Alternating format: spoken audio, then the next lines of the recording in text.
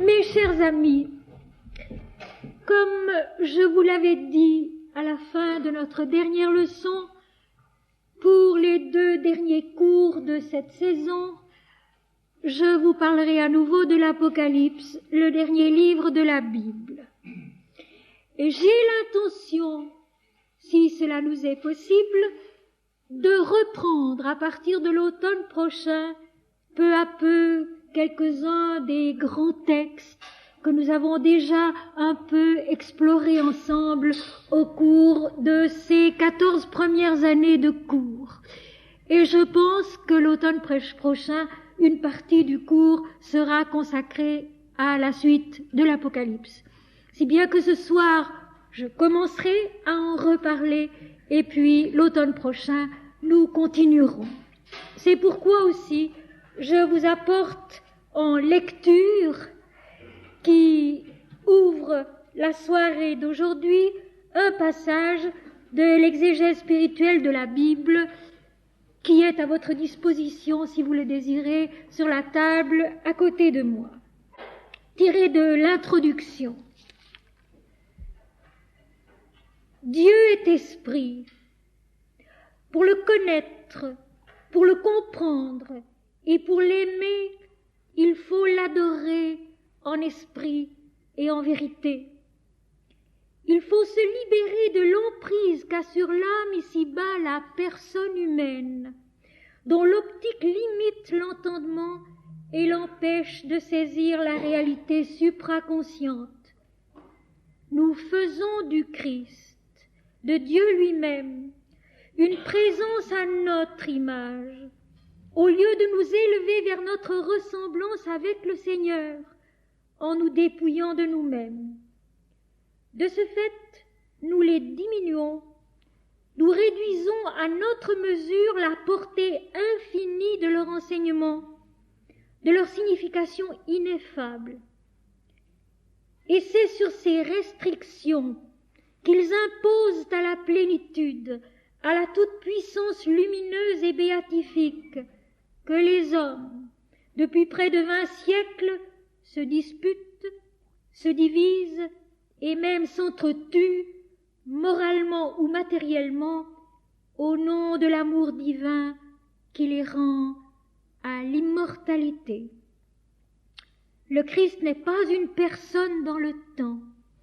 Son règne est par-delà les siècles, par-delà les frontières, l'éternité de la vie, la félicité immuable de l'invisible et le devenir divin de la création. L'an 1 de notre ère n'est pas le commencement de la rédemption. Celle-ci est sans origine ni fin. Elle relève de la nature même de l'existence en laquelle elle est l'accomplissement de la loi. La grâce est le don de l'être qui est révélation et sanctification, incarnation de la connaissance. Toute la Bible l'atteste, de sa première à sa dernière page. Elle est le message de l'espérance et de l'amour, la promesse de l'intelligence et de la résurrection spirituelle en l'homme, sans distinction de race ou de croyance, pour qu'il explore avec les yeux de l'âme et la vie dans la passion de la réalisation mystique. Aucune forme, aucun nom ne contiennent Dieu en exclusivité, fussent-ils 10 000 fois sacrés. Seule la vie, en sa plénitude, contient Dieu, la vie éternelle et infinie, présente partout, en tout être, en tout temps, œuvrant, peinant et se réjouissant dans l'unique et totale révélation qui ne connaît pas le doute, mais qui est dans l'immortalité vivante de chaque conscience. Et maintenant, juste quelques phrases tirées de l'Ascension de Jésus-Christ. Celui qui est mort à soi peut voir Dieu dans la pureté de son cœur transfiguré par l'extase, dans l'illumination de la tout est joie et vérité, dans la paix insondable où tout est connaissance et beauté. Le seul vrai Dieu se trouve en l'homme, en tous les hommes, également, immémorialement, dans la structure même de leur être, dans la loi qui les régit, et auquel toutes les inventions des peuples et le despotisme des religions ne peuvent rien changer, jamais. Il est le caillou blanc, reçu du fond de notre réalité immuable, quand la conscience incarnée, longuement nourrie de la manne cachée qui vient de Dieu, connaît le nom nouveau du Seigneur qui la comble et dans lequel elle est à jamais sanctifiée. Le seul vrai Dieu se trouve en l'homme, en tous les hommes, également, immémorialement, dans la structure même de leur être, dans la loi qui les régit et auquel toutes les inventions des peuples et le despotisme des religions ne peuvent rien changer, jamais. Et il est bien l'heure maintenant, mes amis, de rouvrir ensemble l'Apocalypse, le dernier livre de notre Bible, pour l'interroger, car l'Apocalypse nous enseigne, nous instruit. Et cette nouvelle édition, si vous voulez, de l'exégèse spirituelle de l'Apocalypse que nous allons faire ensemble, cette fois-ci, dans 15 jours, et l'automne prochain, je l'espère, devrait nous éclairer profondément sur la réalité qui nous habite tous et qui est non seulement la gloire de Dieu sur la terre, mais la paix des hommes et leur lucidité ici-bas. Peut-être est-il malgré tout bon, j'ai hésité à le faire, mais peut-être est-il malgré tout bon que je vous dise, mes amis, que voici 36 ans, à la fin du mois de janvier, j'avais pris conscience au fond de moi-même, très silencieusement et sans spectacle, que j'avais à explorer très sérieusement pendant un temps donné la sagesse de l'Inde et à vivre dans la compagnie des dieux de l'Inde. Ce fut très simple et cela s'est fait malgré moi, avec la vie. Et puis, de nouveau au mois de janvier, mais cette fois-là, tout au début du mois de janvier, il y a 18 ans, j'avais parcouru pendant bien des années la sagesse de l'Inde et reçu de ces dieux beaucoup d'instructions. Et à ce moment-là, il s'est trouvé que le travail que j'avais fait avec les hymnes védiques, avec les Upanishads, avec la Bhagavad Gita, j'ai eu envie de le faire pour la Bible. Et c'est pendant les vacances de Noël 1965-66 que j'ai rouvert ma Bible, que je n'avais d'ailleurs pas abandonnée pendant toutes ces années précédentes. Et je pensais alors que c'est aux évangiles que je m'adresserais d'abord. Et puis non, pour des raisons tout à fait indépendantes de ma raison, de ma volonté, ce fut l'Apocalypse. 1250 pages en une année et quart, écrites presque jour après jour pendant 1 ou 2 heures, lorsque mes travaux ménagers et mes tâches de maman et d'épouse étaient terminés. 1250 pages pour expliquer du haut de l'esprit, comme le fait l'Inde, mot à mot, le livre magnifique de l'Apocalypse. Apocalypse est un mot grec qui veut dire la révélation. Et le verbe grec apocalypso veut dire révéler ce qui est caché. Et je nous demande à tous de ne plus jamais donner à ce mot apocalypse un autre sens que celui-là, qui est le seul juste et le seul vrai.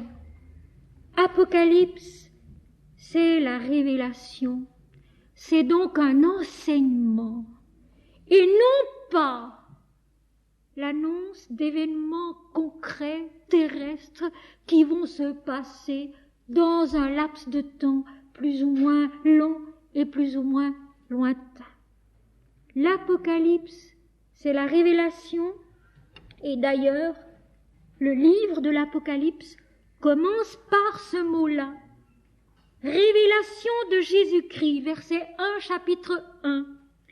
Révélation de Jésus-Christ, que Dieu lui a donné pour montrer à ses serviteurs les choses qui doivent arriver bientôt et qu'il a fait connaître par l'envoi de son ange à son serviteur Jean, lequel a attesté la parole de Dieu et le témoignage de Jésus-Christ, tout ce qu'il a vu.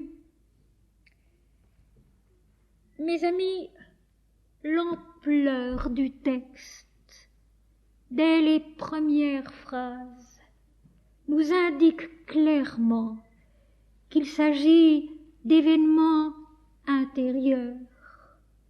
La beauté, l'amour du texte, dès le commencement, vous allez le voir, indique aussi très clairement qu'il s'agit de choses qui vont arriver bientôt dans l'immédiateté de notre destin divin ici-bas, et non pas de faits historiques ou géographiques qui n'ont rien à voir ici.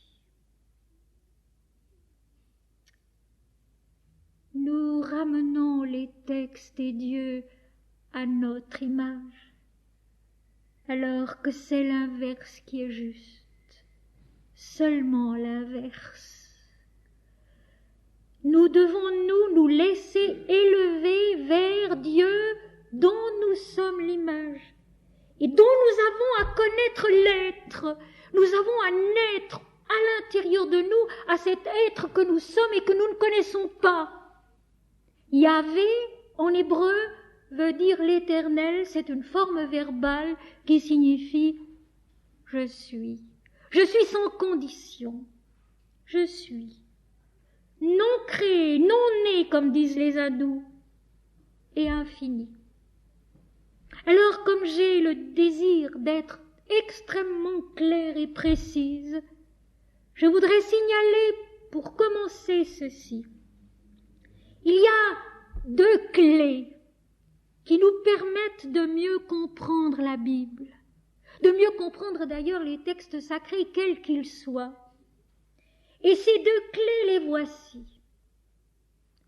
La première, c'est que nous devons nous souvenir en tant qu'êtres humains que nous avons à grandir pour passer de la dualité à l'unité. Que Dieu, que le divin, que l'éternel, c'est l'un, l'indivisible. Et que nous sommes le deux, la dualité, le différencié. Et que pour comprendre les textes qui sont la révélation de Dieu sur la terre à différentes époques, il faut toujours avoir une optique qui s'éloigne de la dualité pour se rapprocher de l'unité. Et c'est tout un travail, cela. C'est tout un travail, mais il est indispensable. Et la deuxième clé, on peut presque dire que ce sont deux clés d'or. Avec ces deux petites clés d'or, tous les textes s'ouvrent. Merveilleusement, pas sans peine, mais merveilleusement, ce qui est différent. C'est tout un travail, c'est toute une recherche. Et ce qui est admirable, c'est que c'est un travail et une recherche qui ne finissent jamais. Vous pouvez reprendre 500 fois le même texte à des moments différents de votre existence. Ils seront différents, ils seront plus profonds, Ils vous révéleront davantage d'eux-mêmes. Mais rappelons-nous, c'est de Dieu qu'il s'agit dans les textes, de Dieu qui se révèle à l'homme, et non pas de l'homme avec son destin sur la terre. Cela, il faut s'en souvenir toujours. Autrement, tout se fausse, et on tombe dans la désespérance d'une dualité dont on ne sort jamais. Défense, permission, bien, mal, récompense, punition, etc. Et nous n'avons rien appris, et nous n'avons rien reçu, et nous ne savons toujours rien, parce que les textes, admirablement, ont tout autre chose à nous enseigner, à nous donner. La deuxième clé, c'est qu'il faut dépersonnaliser les textes, rendre Dieu à l'impersonnel, l'homme à l'impersonnel, dépersonnaliser les textes, dédramatiser les textes, les sortir de l'histoire pour les ramener dans l'être, ce qu'ils sont, l'écriture qui dit ce qui est immuablement et éternellement. Et puis, surtout, les intérioriser. Au-dedans de nous, les textes vont rayonner de la lumière de l'esprit, et ils seront si admirablement miséricordieux, si admirablement lumineux, si admirablement précis et logique. Si admirablement précis et logique. Et chaque fois, on peut s'en émerveiller à nouveau. Jamais on ne les trouve en défaut. Ils s'articulent parfaitement et ce qui vient, c'est toujours la conséquence d'un travail qui a eu lieu avant. J'ajouterai encore un mot à la deuxième clé. C'est la patience. C'est la patience. Il faut accepter que ce travail demande beaucoup de temps, beaucoup d'années, beaucoup de vie. Conclusion, mes amis, l'exégèse spirituelle de la Bible, ce n'est pas quelqu'un qui l'a fait. C'est l'humanité entière, avec tout ce qu'elle a été jusqu'ici, tout ce qu'elle est maintenant et tout ce qu'elle va devenir encore. Ce n'est pas quelqu'un de particulier qui fait l'exégèse spirituelle de la Bible. Ce sens profond et authentique des textes, c'est l'humanité tout entière, depuis son commencement, aujourd'hui et demain. Cette exégèse n'est jamais finie. Et j'avais intitulé mon livre « L'évangile de la connaissance et de la miséricorde ». Et ce titre, je le donne encore à l'Apocalypse, la révélation de Dieu en l'homme, parce qu'il s'agit de ça.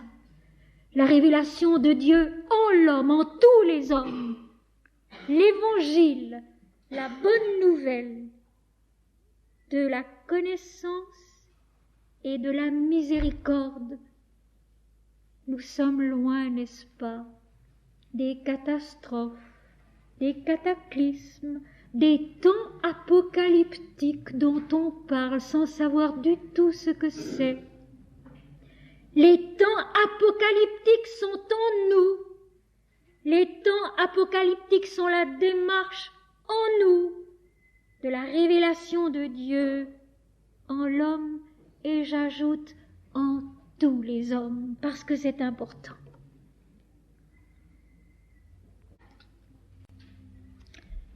Révélation de Jésus-Christ que Dieu lui a donnée pour montrer à ses serviteurs les choses qui doivent arriver bientôt et qu'il a fait connaître par l'envoi de son ange à son serviteur Jean.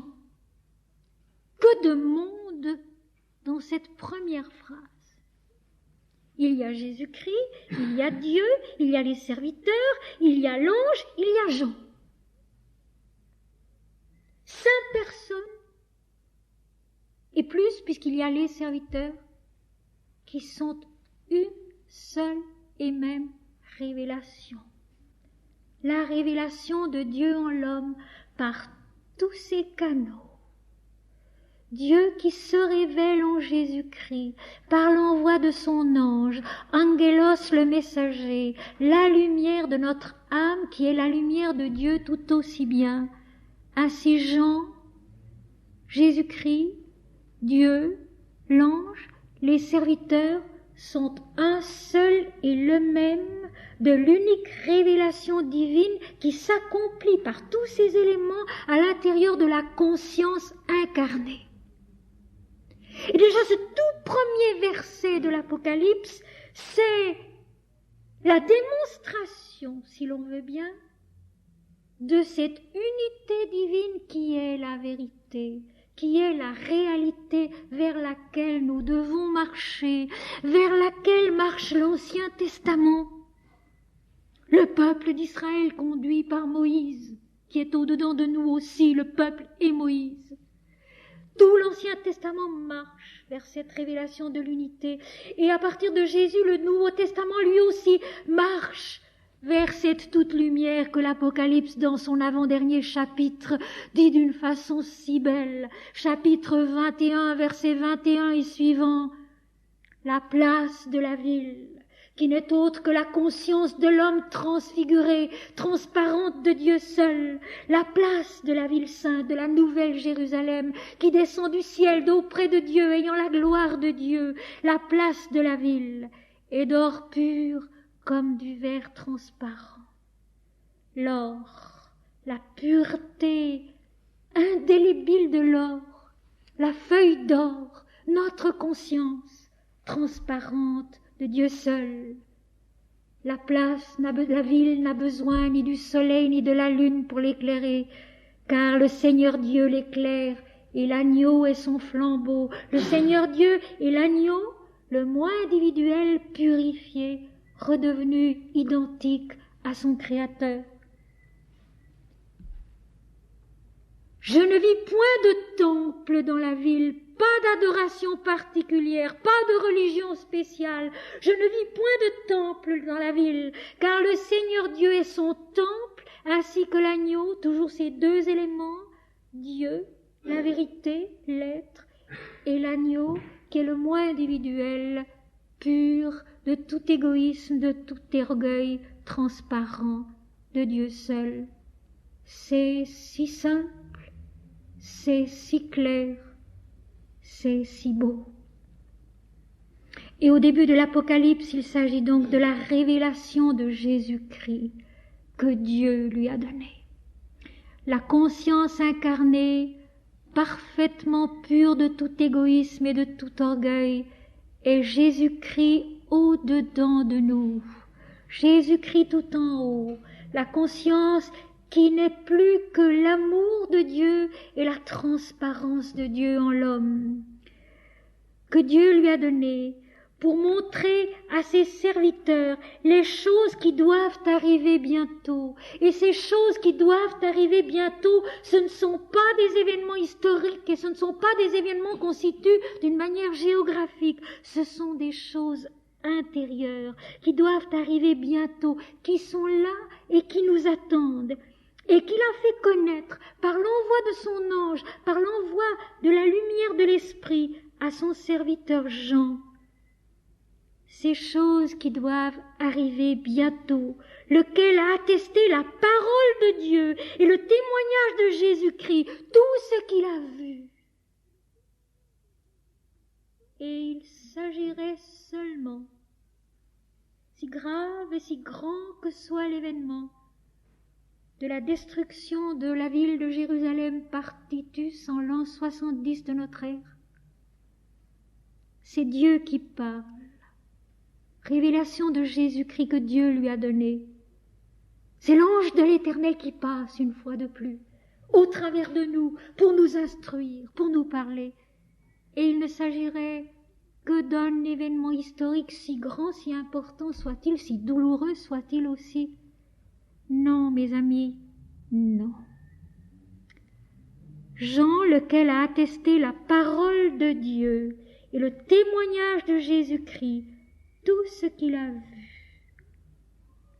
Et qu'est-ce qu'a vu Jean?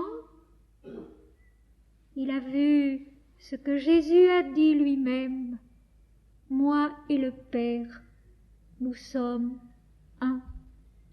Moi et le Père, nous sommes un.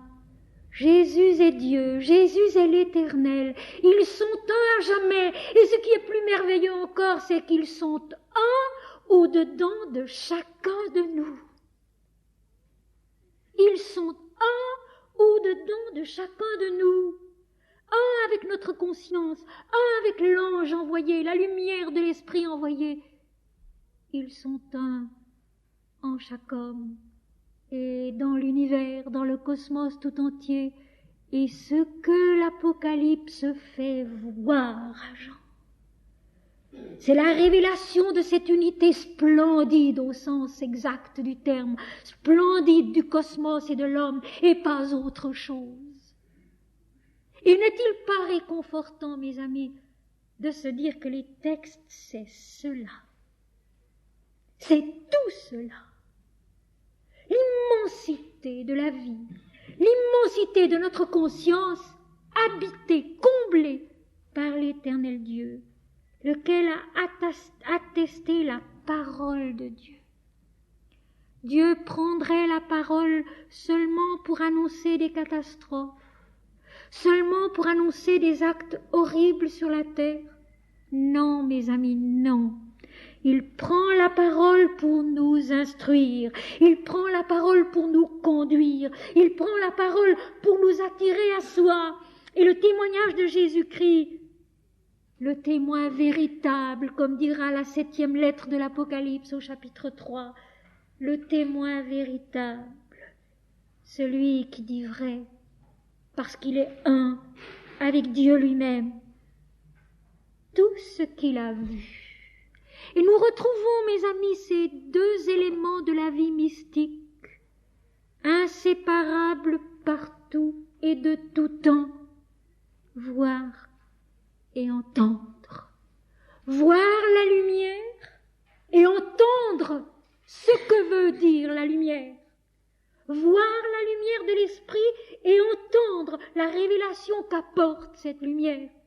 Ces deux éléments inséparables de la révélation divine au-dedans de l'homme et sur la terre.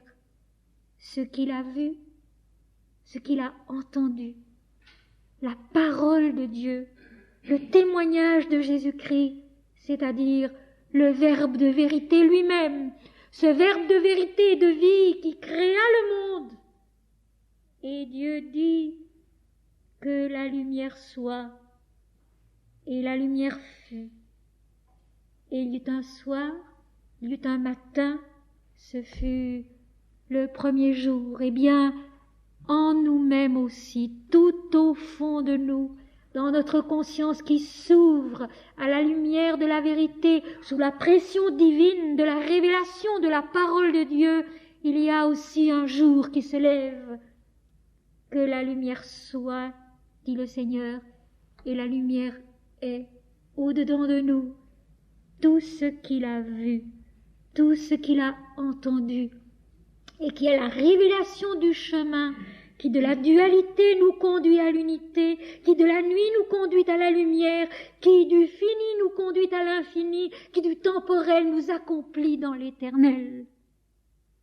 Et ceci, mes amis, ce ne sont pas des mots, ce sont des faits de la vie de l'esprit, vérifiés depuis les millénaires jusqu'à nos jours et au-delà par tous les mystiques de la terre.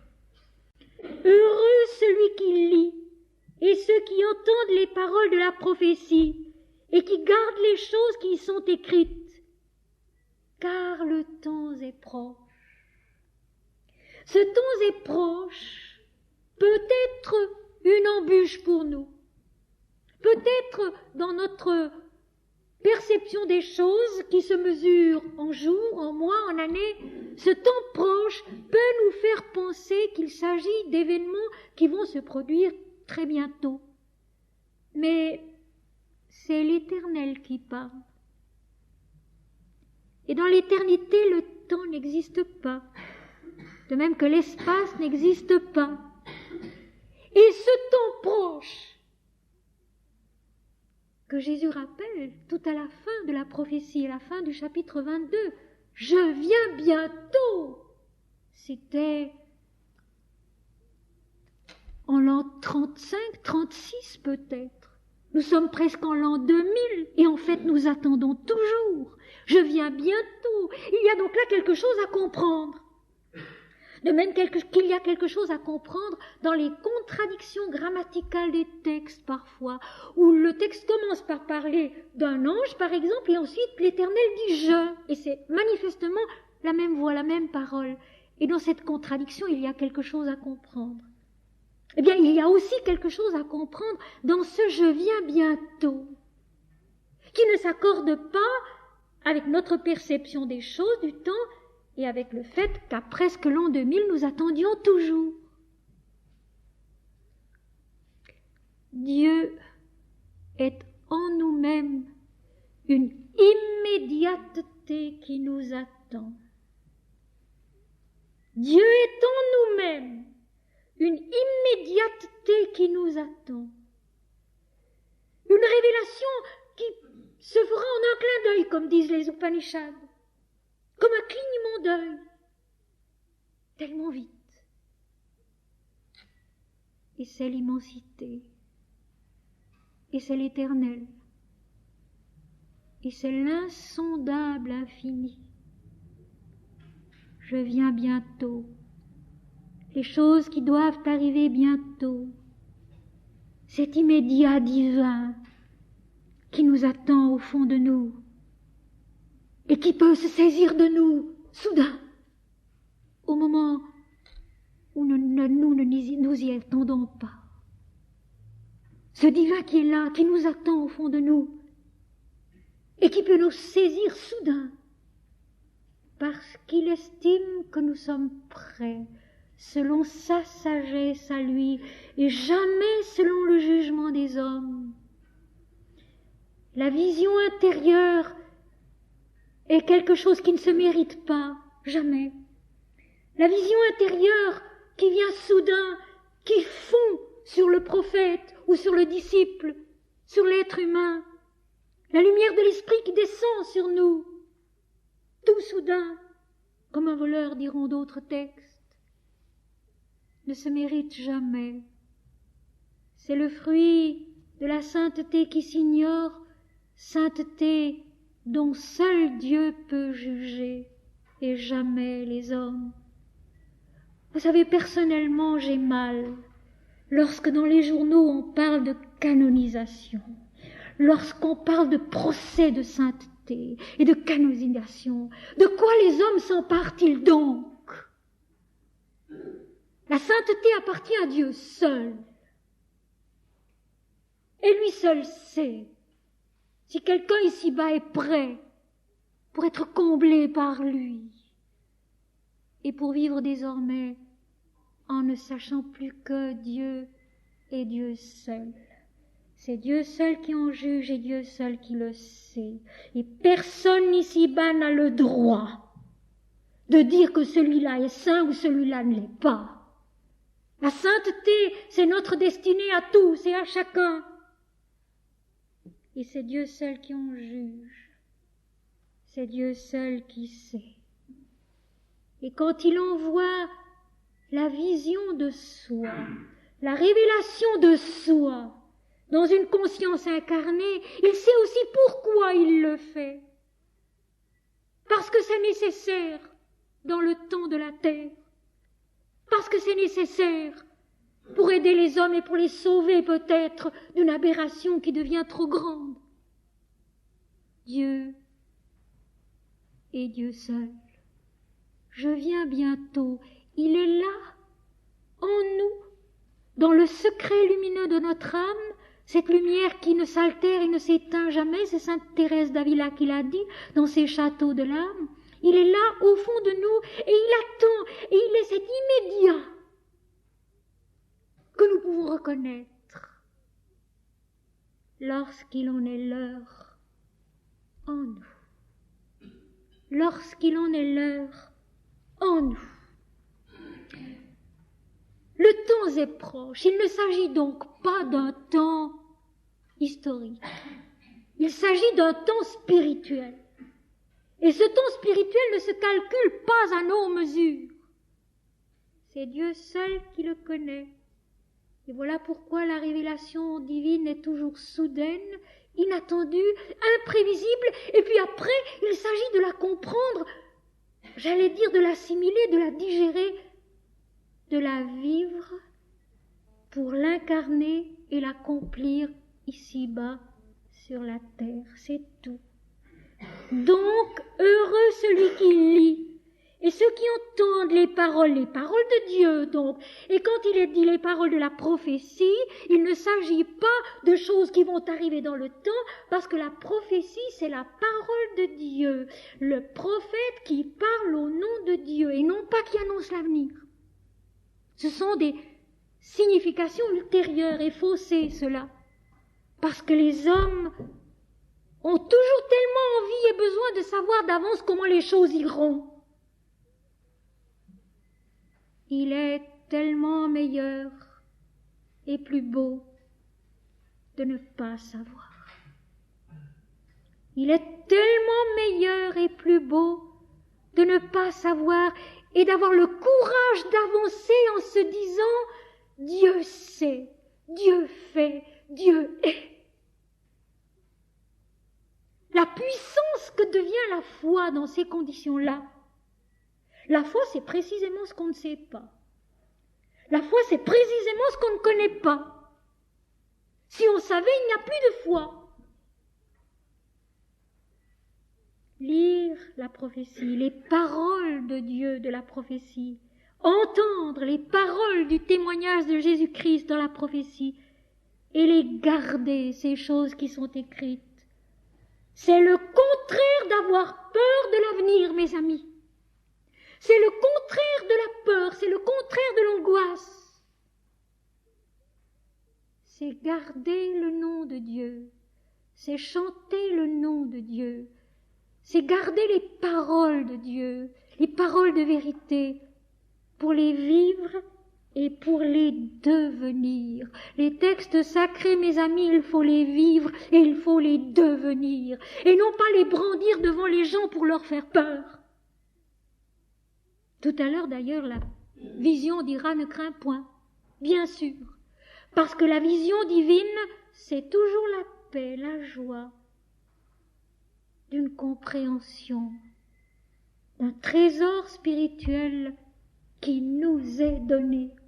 Heureux celui qui lit et ceux qui entendent les paroles de la prophétie, les paroles de Dieu, ne l'oublions pas, ce sont les paroles de Dieu qui concernent Dieu en l'homme, et qui gardent les choses qui y sont écrites, car le temps est proche. Gardez les choses qui y sont écrites. C'est chanter le nom de Dieu. J'en veux pour preuve la 6e lettre à la 6e église de Philadelphie dans le 3e chapitre de l'Apocalypse. Parce que tu as gardé mon nom, parce que tu n'as pas renié mon nom et que tu as gardé ma parole. Ainsi, garder les paroles de la prophétie, ce n'est pas apprendre l'Apocalypse par cœur d'un bout à l'autre et craindre les événements qui sont annoncés. C'est tout au contraire guérir sa propre angoisse, guérir sa propre peur en chantant jour et nuit « Mon Seigneur et mon Dieu ». Mon Seigneur et mon Dieu, notre Père qui es aux cieux, notre Père qui es aux cieux. Et vous allez voir que l'Apocalypse, elle aussi, elle va commencer tout en haut. Comme l'oraison dominicale, notre Père qui es aux cieux, mon Seigneur et mon Dieu, tout en haut. C'est là qu'il faut se concentrer, et nulle part ailleurs, en Dieu et Dieu seul. Et l'Apocalypse nous le rapprend, après Jésus qui nous l'a appris, après les prophètes qui nous l'ont appris, après tous les textes qui nous l'ont déjà dit. Jean, aux 7 églises qui sont en Asie, Que la grâce et la paix vous soient données de la part de celui qui est, qui était et qui vient, et de la part des 7 esprits qui sont devant son trône. Ce mot trône qui va revenir plusieurs fois. Qu'est-ce qu'il nous dit d'autre que cette chose toute simple, la souveraineté de Dieu en l'homme, le règne de Dieu en l'homme, dans le monde, dans la vie. Jean aux 7 églises qui sont en Asie mineure. C'est ici que l'Inde nous est précieuse, parce qu'elle a résolu tant de problèmes. Il s'agit bien des 7 églises, des 7 villes de l'Asie mineure. Bien sûr, nous n'allons pas les effacer, nous n'allons pas les renier. Les faits concrets de la Bible sont des faits. Mais attention, ce n'est pas tout. L'Inde nous apprend le macrocosme est dans le microcosme. Le macrocosme est dans le microcosme. Le monde est en nous. Les 7 villes sont donc bel et bien dans le monde, mais elles sont aussi en nous. Et elles sont les différents plans de conscience différenciés, avec leur propre cheminement chacun, avec leur purification, avec leur devenir, avec leur accomplissement, et puis leur montée plus haut, les 7 plans de la conscience et de la vie qui vont être si admirablement révélés dans la suite de l'Apocalypse, dans le monde, oui, mais en nous aussi.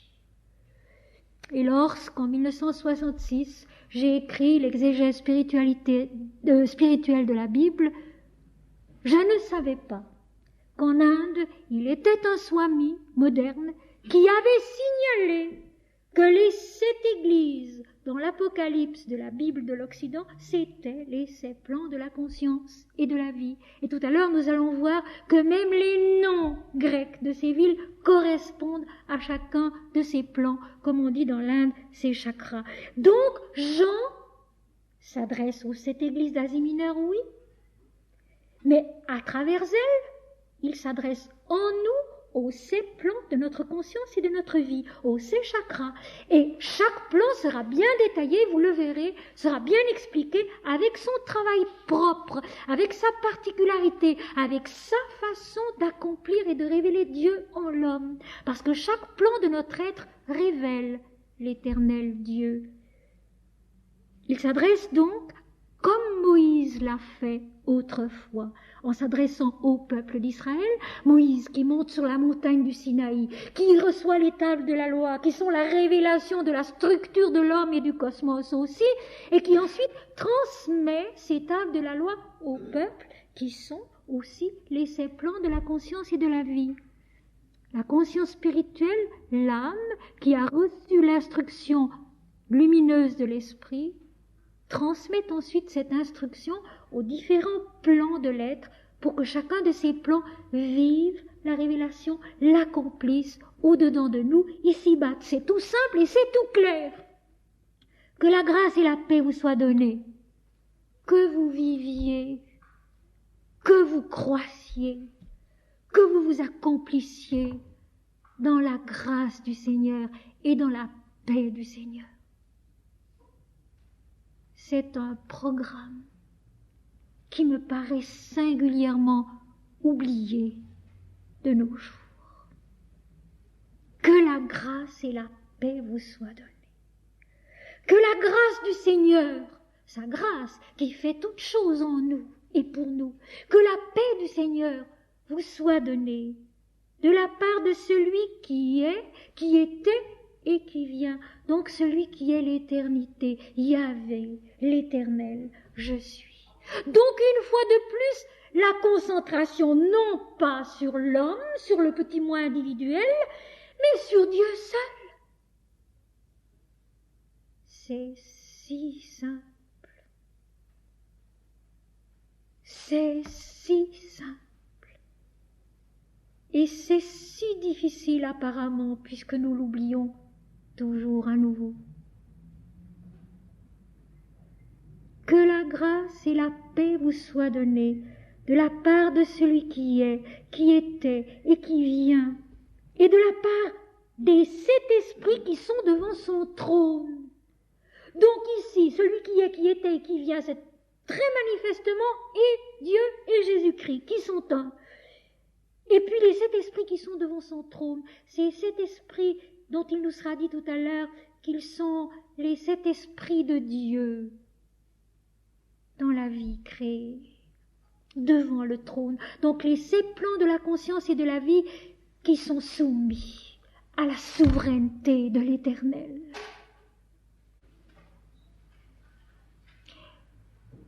C'est si beau, c'est si vrai, et cela vaut tellement la peine d'essayer de comprendre, d'essayer de s'en souvenir, d'essayer de le vivre. C'est tout simple, c'est vrai, et c'est si beau.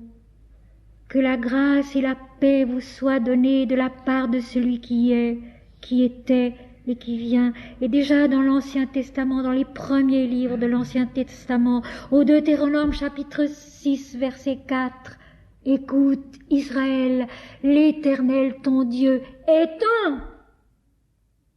Il est un. Il ne s'oppose à aucun autre. Il est un, il est, il était, il vient. » En nous, qui devons naître à sa réalité dont il nous a enfantés, car c'est cet esprit qui sont devant son trône, ce sont ces plans de la création en nous-mêmes et dans le monde. Et de la part de Jésus-Christ, le témoin fidèle, un avec Dieu, le premier-né des morts et le prince des rois de la terre.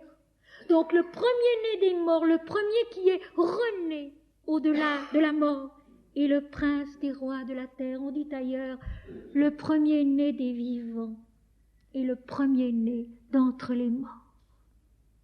Jésus, le Créateur lui-même, puisqu'il le dit lui aussi, dans l'Évangile selon saint Jean, cela nous est rapporté au chapitre 8, verset 58, il parle aux pharisiens et il leur dit en vérité, je vous le dis, avant qu'Abraham fût, je suis.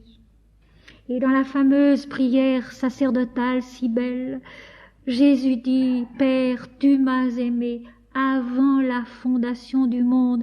Jésus-Christ est le premier-né de toute la création, dira l'apôtre Paul dans son épître aux Colossiens. Jésus-Christ est le premier-né de toute la création, celui en qui, par qui, pour qui toutes choses ont été créées et subsistent. Il est le Créateur, le premier-né, et celui par qui, pour qui, en qui toutes choses sont créées, exactement comme dans l'Inde, la mère divine et la fille de l'absolu. Crée les dieux, crée l'univers, crée l'homme, et se met elle-même dans sa création. Nous sommes faits de la substance de Dieu, nous sommes faits de la vie de Dieu, nous sommes la lumière de l'Esprit, nous sommes la toute conscience de l'Esprit, mais nous devons grandir dans la connaissance de cela que nous sommes et que nous ne savons pas ici-bas. Le seul destin de l'homme, c'est de se connaître en Dieu.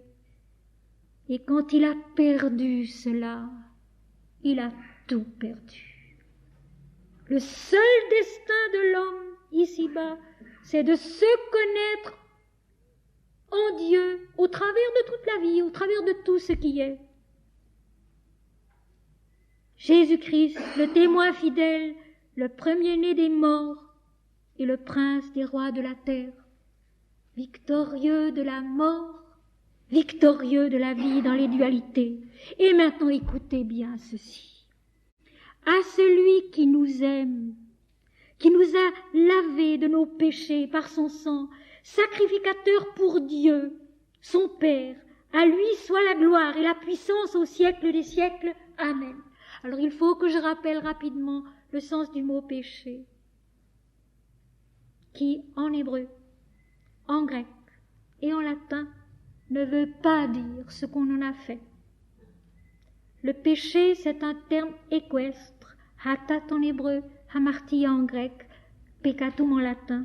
C'est un terme équestre qui veut dire le faux pas du cheval qui trébuche et par là manque sa victoire. Vous allez voir que dans l'Apocalypse, il sera toujours question de la victoire. À celui qui vaincra, à celui qui vaincra, à celui qui vaincra.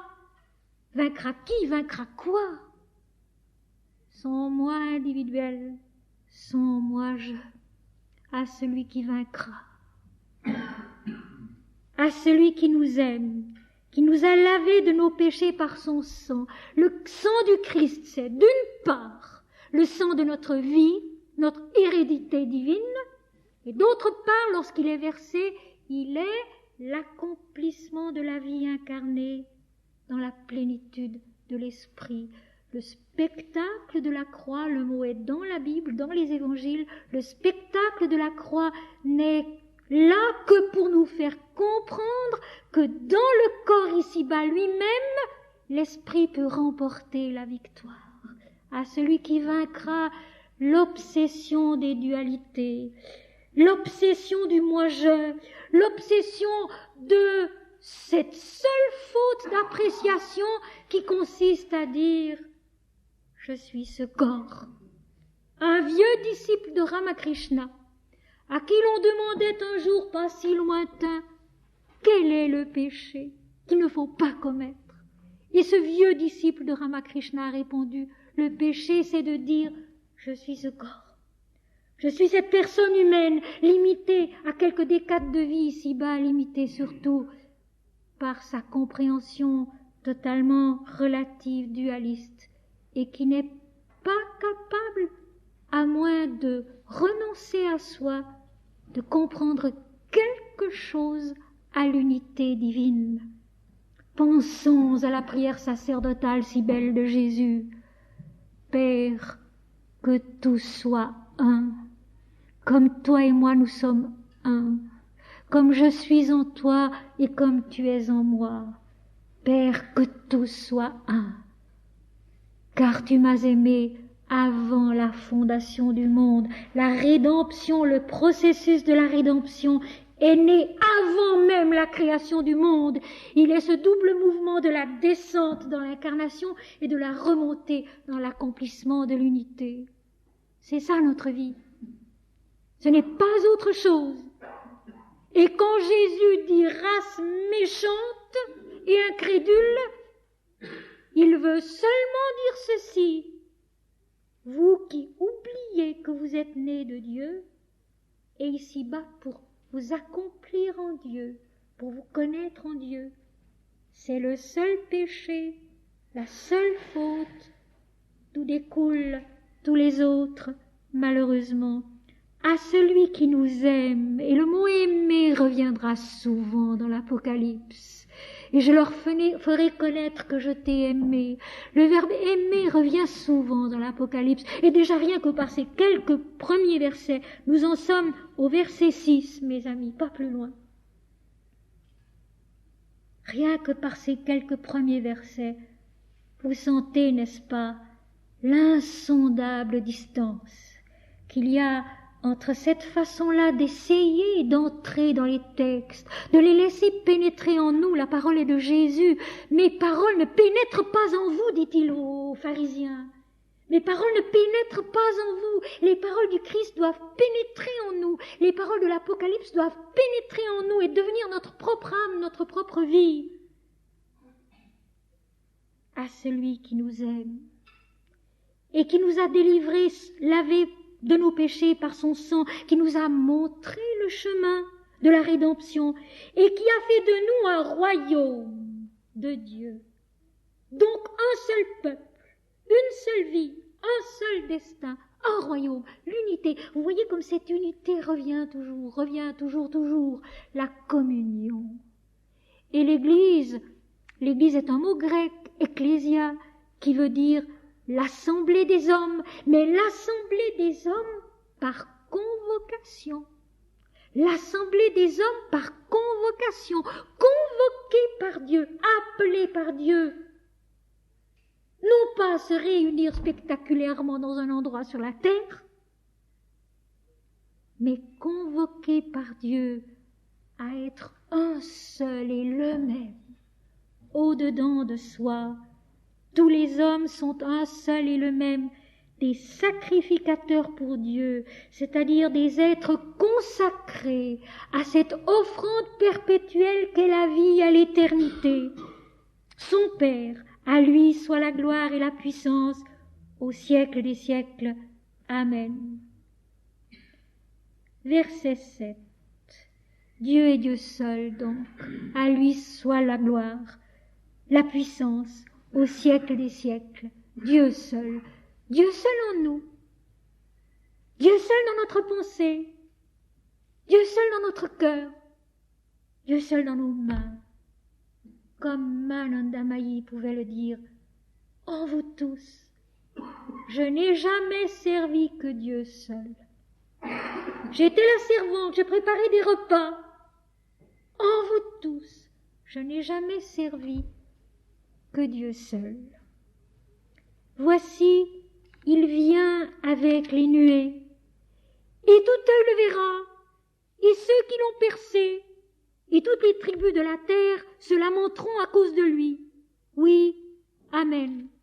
C'est ici que mes deux petites clés sont utiles. Grandir de la dualité dans l'unité. Il faut s'en rappeler des deux petites clés, parce qu'elles sont nécessaires, et souvent. Grandir de la dualité dans l'unité. Dédramatiser, impersonnaliser, intérioriser. Jean, à ce moment-là, n'est pas dans sa conscience humaine. Il voit et il entend au-delà. Tout petit moi-je s'étant tu en lui. Il vient avec les nuées, ces fameuses nuées de la Bible qui sont cette lumière translucide de la vision divine de l'extase. Que ce soit au mont Horeb, que ce soit au sommet du Sinaï, qui veut dire la montagne incandescente, que ce soit Jésus lorsqu'il est ravi en esprit, que ce soit Jésus, comme nous l'avons vu la dernière fois, transporté au désert par l'esprit, le Seigneur vient dans la nuée. Pas dans tout son éclat qui nous consumerait. Tous les mystiques l'ont dit. Nous sommes comme les hiboux qui ne supportons pas la lumière du jour. Si le Seigneur venait à nous dans toute sa gloire, nous serions aveuglés, nous serions détruits. Et pourquoi, mes amis, est-ce que le bienheureux Seigneur Krishna dans l'Inde a un teint bleu? Pourquoi est-ce qu'il n'est pas éclatant de lumière, lui qui est l'absolu? Par miséricorde pour nous, par égard pour notre faiblesse, pour notre petitesse qui ne supporterait pas l'éclat éblouissant de sa splendeur, alors il a cette lumière tamisée sur son visage, cette lumière bleutée de la paix divine. Parce que la lumière bleutée de l'extase, c'est la paix divine. Cette lumière bleutée de la paix divine, qui est moins éclatante, qui est plus douce, que nous supportons mieux. Eh bien, ce sont les nuées de la Bible, cela.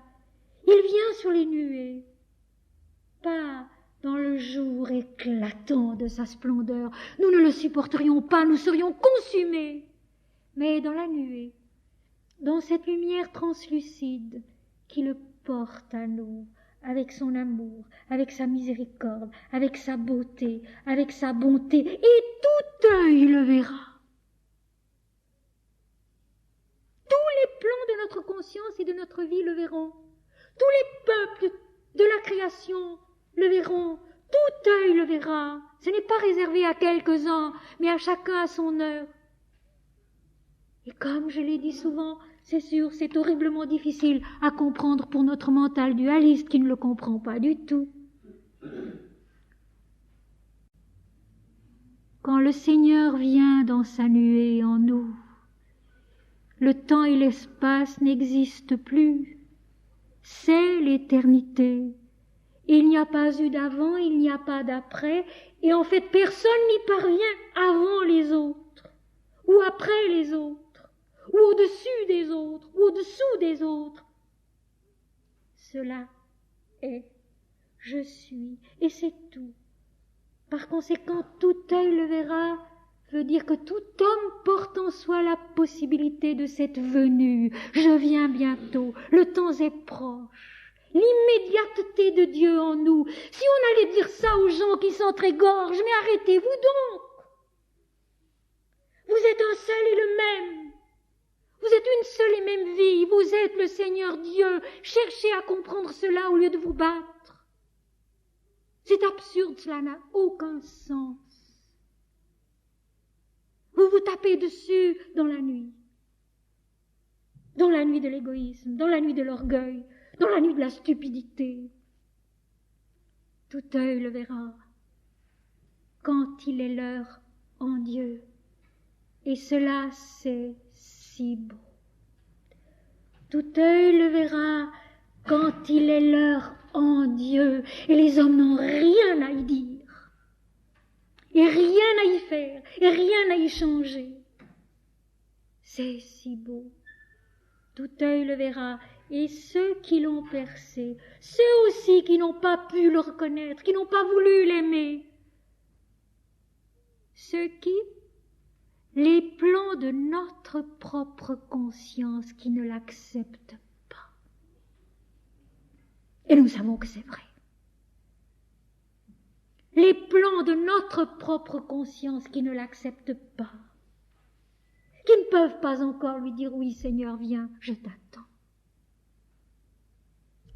Mon Seigneur et mon Dieu, notre Père qui es aux cieux, et ceux qui l'ont percé, eux aussi, ces plans-là de notre être, de notre conscience, parce que ce ne sont pas ceux qui, c'est nous. Tout est en nous, le mal comme le bien, l'erreur comme la vérité. Et ceux qui l'ont percé, et toutes les tribus de la terre, j'aime tellement cela, toutes ces tribus de la terre, cette totalité de qualité et non pas de quantité, l'être entier, la création entière, le tout, sans rien oublier, sans rien exclure, cela monteront à cause de lui. Ah oui, c'est sûr. Les plans de la conscience dualiste, cela monte à cause de lui. C'est tellement bien dit. Mais vous voyez qu'il faut quand même une certaine démarche intérieure pour en arriver à comprendre le texte de cette manière. Il faut quand même avoir travaillé pendant un certain nombre de siècles. Il faut quand même avoir travaillé pendant un certain nombre de siècles. Ce n'est pas une personne qui fait cela. Ce sont les siècles de l'humanité. Puis il arrive un moment où c'est à point. Ou comme le dirait Ramakrishna, le lait est bon à prendre. Il est cuit mais il n'a pas bouilli trop longtemps. Le lait est bon à prendre, eh bien c'est cela. Tout d'un coup, le texte donne son fruit, si vous voulez. Tout d'un coup, parce que c'est mûr dans l'humanité, le texte donne son fruit. On m'a dit très souvent, Mema, on n'a jamais entendu parler comme vous le faites. On n'a jamais entendu la Bible expliquer comme vous le faites. Peut-être bien. Mais c'est l'humanité qui l'a fait. C'est l'humanité qui a vécu le chemin. Et simplement, maintenant, l'humanité en est là. Et elle parle de cette manière quand elle a une certaine maturité, ce qui n'est pas le cas partout, bien sûr. Mais c'est l'humanité qui parle, ce n'est pas moi. Si c'était moi, ce serait faux. Ce n'est vrai que si c'est Dieu en nous. Si c'était moi, ce serait faux. Et je l'ai d'ailleurs écrit à la fin de ma dernière page de l'Apocalypse, car j'étais loin de savoir si ce que j'avais fait était juste. Si c'est juste, Seigneur, tu détruiras toi-même cette œuvre. Si elle est vraie selon l'Esprit, elle vivra. Il lui reste à prouver si elle est vraie. Il lui reste à prouver si elle est vraie. Et c'est tous ensemble que nous prouvons si elle est vraie ou si elle est fausse. Et toutes les tribus de la terre se lamenteront, oui, parce que à Golgotha, où Jésus expire sur la croix, c'est le moi individuel qui est vaincu à jamais. Il n'y a pas d'autre chemin pour parvenir à la connaissance de Dieu que le renoncement à soi. Et cela, Jésus l'a spectaculairement montré sur la croix. Peut-être parce que nous avions besoin de le voir ainsi pour en comprendre quelque chose, je ne sais. Mais Jésus l'a spectaculairement montré sur la croix. Il n'y a pas d'autre chemin pour conduire à la connaissance de Dieu que le renoncement à soi, le renoncement joyeux à soi. Que ta volonté soit faite et non la mienne. Om Shri Ganapataye Nama. Om Shri Ganapataye Nama. Om Shri Ganapataye Nama. Seigneur Ganesha, devant toi je me prosterne, toi qui es le gardien de mes forces spirituelles, toi qui mets devant mes pieds les obstacles et qui ensuite les surmonte pour moi. Parce qu'en moi, toutes les tribus de la terre se lamentent à cause de ce merveilleux renoncement à soi qui fait que la descente dans la forme, Dieu créa l'homme à son image, devient la montée vers la plénitude de l'être. Il le créa à l'image de Dieu. La descente et la montée. Ce qu'un Sri Aurobindo, dans toute son œuvre, martèle constamment le double mouvement de la descente et de la montée. La descente de Dieu en nous, la montée de Dieu en nous vers Dieu et la descente de Dieu en l'homme. Toujours la descente et la montée. Mais bien sûr, les plans inférieurs de l'existence et de la pensée, de la conscience, se lamentent parce que ils sont attachés au moi individuel qui pourtant est leur croix. Notre seule croix, c'est cela, c'est le moi-je, et notre peine et notre prison. Je suis l'alpha et l'oméga, dit le Seigneur Dieu, celui qui est, qui était et qui vient, le Tout-Puissant. Je suis l'alpha et l'oméga, c'est-à-dire le commencement et la fin, dit le Seigneur Dieu, celui qui est, qui était et qui vient, celui qui est avant nous. Celui qui était avant nous, celui qui est en nous maintenant et toujours, celui qui vient en nous toujours, l'immédiateté de la toute-puissance de l'Esprit radieux qui nous accomplit en soi.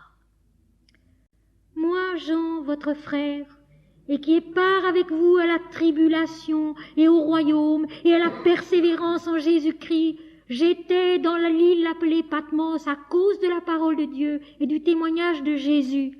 Je fus ravi en esprit au jour du Seigneur et j'entendis derrière moi une voix forte comme le son d'une trompette et qui disait « Ce que tu vois, écris-le dans un livre et envoie-le aux 7 églises, à Éphèse, à Smyrne, à Pergame, à Thyatire, à Sardes, à Philadelphie, à la Odyssée. » La vision.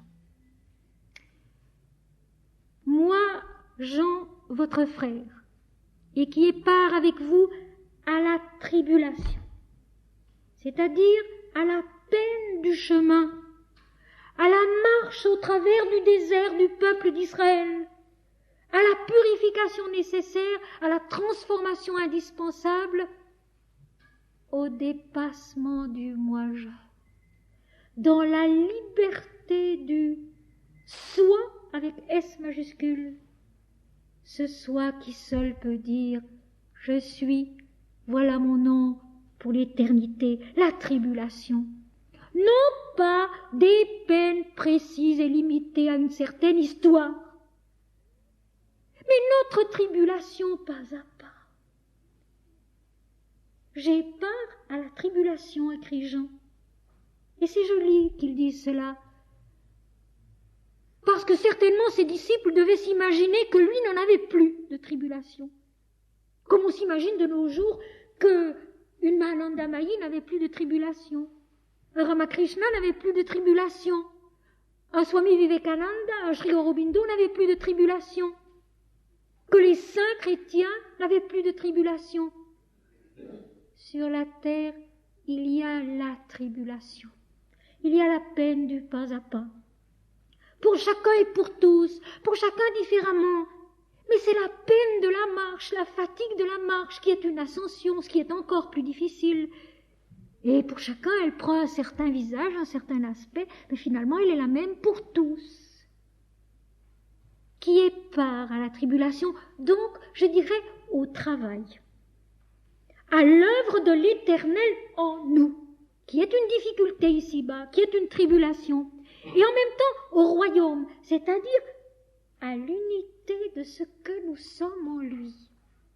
Et cela, il faut s'en souvenir, mes amis. C'est une chose qu'on oublie toujours. À l'unité de ce que nous sommes en lui. Nous ne sommes pas séparés, nous ne sommes pas isolés, nous sommes un, nous sommes ensemble, dans le même royaume de Dieu. Et voilà mon cher mot, la persévérance en Jésus. La persévérance. Je crois qu'on peut oublier tout le reste quand on est bien fatigué. Quand on n'en peut plus, quand on n'y voit plus très clair, il y a une chose qu'il faut savoir préserver, c'est la persévérance de Dieu en nous. Mon Seigneur et mon Dieu, notre Père qui es aux cieux, seulement cela. On me disait l'autre jour à Grenoble, oui, mais si je le répète sans conviction, sans chaleur, mon cœur n'y est pas. J'ai dit, écoutez, ça vaut toujours mieux que de penser autre chose. Ça vaut toujours mieux que de penser « je suis pas bien, j'ai mal ici, je ne suis pas fervent, je ne peux plus prier, je ne peux plus méditer ». Ça vaudra toujours mieux de dire « mon Seigneur et mon Dieu ». Mon Seigneur et mon Dieu. Et son nom vient à notre secours. Et son nom vient à notre secours. Quand nous en avons tellement besoin. Mon Seigneur et mon Dieu, notre Père qui es aux cieux, je n'y vois absolument plus clair. La vie de nos jours dans le monde, elle est féroce, disons-le. Elle est féroce, disons-le. Envers les hommes, envers les peuples, envers les animaux, envers tout ce que vous voudrez, envers Dieu. La vie de nos jours, elle est féroce. Nous n'y pouvons rien changer, non. Mais nous pouvons chanter Dieu. Mon Seigneur et mon Dieu, mon Seigneur et mon Dieu, notre Père qui es aux cieux, malgré tout et à travers tout, et lui un jour il sera victorieux. Parce que l'apocalypse de Dieu en l'homme, c'est la victoire de l'Esprit sur l'incarnation. La tribulation, le royaume et la persévérance en Jésus. Mais pas la persévérance qui dit à l'autre, si tu ne crois pas en Jésus, tu es damné. Il faut tout de même remettre les choses en place. Parce qu'enfin, c'est un peu devenu cela, non? On croit en Jésus-Christ, mais attention! Non. La persévérance en Jésus, c'est chanter son nom pour lui, afin que lui règne, et non pas nous. Vous voyez comme le malin est malin, comme Satan qui est nous-mêmes, notre moi individuel qui se prend trop au sérieux. Comme Satan est malin. Il prend une vérité, oui, et il en fait un mensonge. La persévérance en Jésus, ça peut devenir quelque chose d'horrible, et nous le savons bien.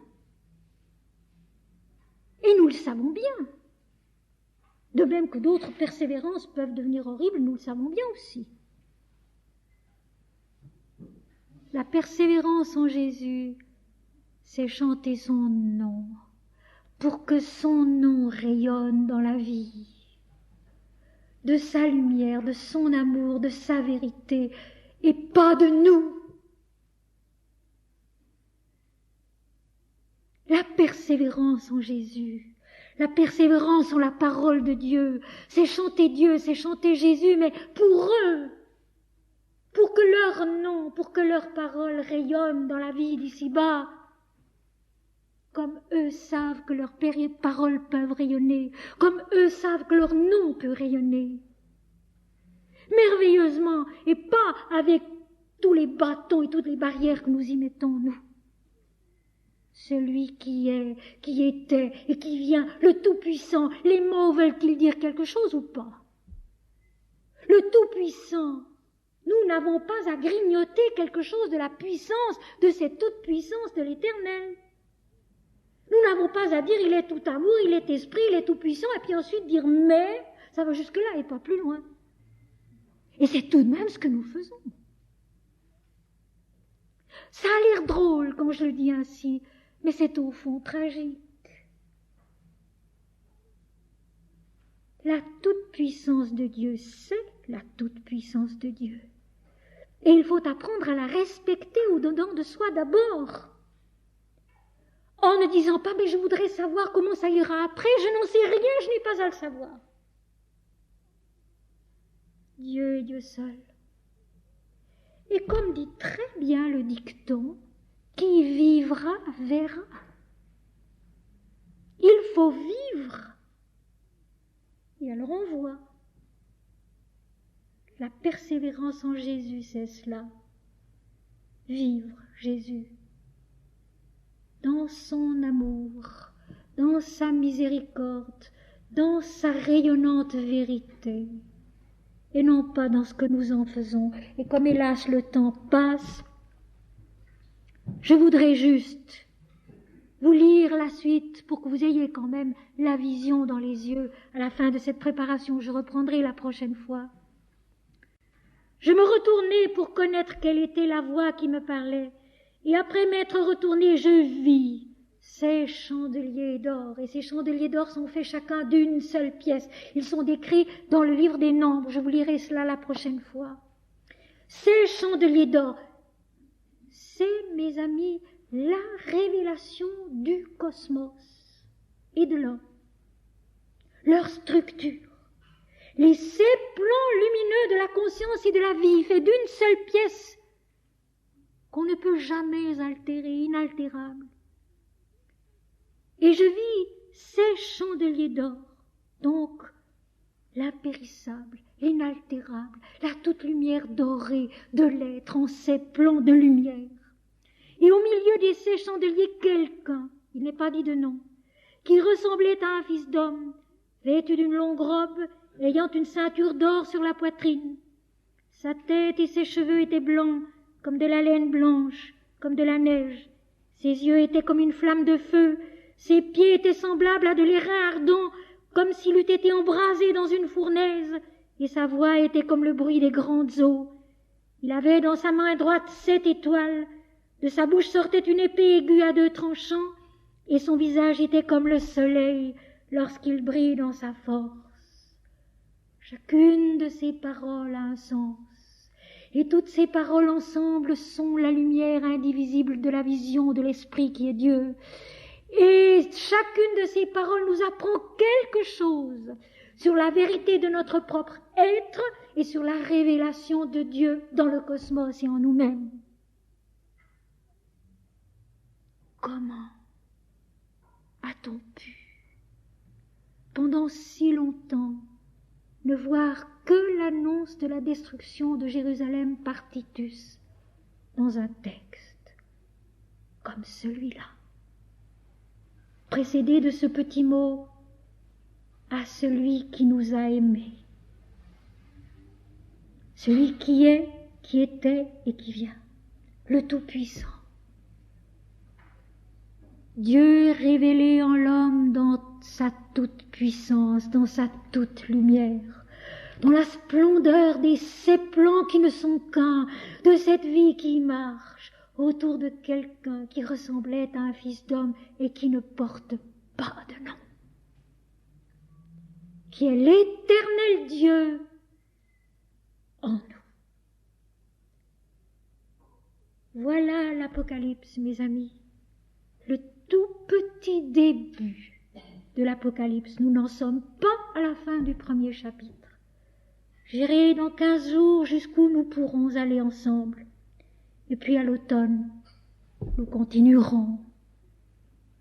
Et au cours de ces prochaines années, j'ai l'intention de reprendre ainsi tous les grands textes pour les revoir ensemble, pour les comprendre à nouveau, pour les comprendre mieux, j'espère, et pour les vivre un peu plus. Et je veux simplement, avant de terminer, relire la vision pour que nous restions là-dessus et sachions bien, les uns et les autres, qu'il s'agit là de la révélation cosmique de Dieu en l'homme. Tout est lumière, tout est un, inaltérablement, et tout est Dieu. Je me retournais, ceci je vous l'expliquerai la prochaine fois. Il faut se détourner des choses visibles qui sont dans la dualité pour se tourner vers l'unité. C'est une opération de l'esprit, de la pensée, de la conscience, pour connaître quelle était la voix qui me parlait. Et après m'être retourné, je vis ces chandeliers d'or. Et quand on connaît la description dans le livre des Nombres de chaque chandelier d'or, ça devient extraordinaire, parce que chaque chandelier n'est qu'une pièce d'or. Et tous les chandeliers ensemble sont une seule et même lumière de l'or, lumière de l'esprit, soutenu, conduit au milieu par celui qui ressemblait à un fils d'homme.